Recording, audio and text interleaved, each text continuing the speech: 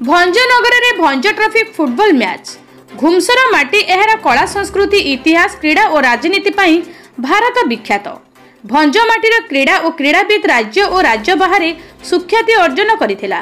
भंजनगर सहर मुख्य भाग में अवस्थित जेल पड़िया दिन थिला बहुत जातीय और राज्य स्तरीय फुटबॉल मैच अनुष्ठित हेउथिला, किंतु एही 60 वर्ष पुराना पड़ियार उन्नतीकरण होई पारुनी। बदलिछि सरकार किंतु बदलिनी जेल पड़ियार भाग्य। 60 वर्ष तले जेमिति थिला सेमिति अछि।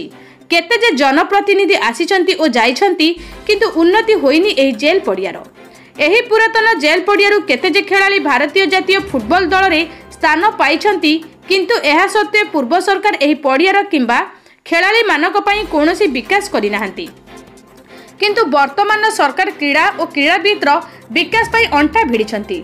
एही जेल पड़िया उपखंड स्तरीय स्वाधीनता दिवस पालन हेउथबा बेले अतिथि भावे आसीथिबा उपजिलापाल मध्य एही पड़ियार विकास पाई चिंता करि नाहंती। खालखमा भग्न अवस्था थिबा दर्शक गैलेरी रात्र समय रे मद्यपंक आड्डास्थली बनिथिबा एही जेल पड़िया वर्तमान पुराना गौरव हराउछि। तेणु भंजनगर मान्यवर विधायक श्रीजुक्त प्रद्युम्न नायक पुणी थरे बंद होइथिबा भंज ट्रॉफी फुटबॉल मैच आयोजन करिसेंती, जहाँकि आसंता 24 नवेम्बर ठारू 30 नवेम्बर पर्यंत जेल पड़ियाठारे अनुष्ठित हेबो। एही फुटबॉल मैच रे बहु बाहर राज्यर नामी दामी खेलाड़ी भाग नेबे। एही राज्य स्तरीय फुटबॉल को आयोजित करिथिबा जोगु बहु क्रीड़ा प्रेमी उत्साहित होइछंती।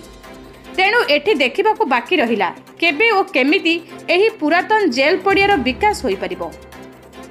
भंजनगररू सुमांजलि त्रिपाठी का रिपोर्ट, सूर्यास्त न्यूज।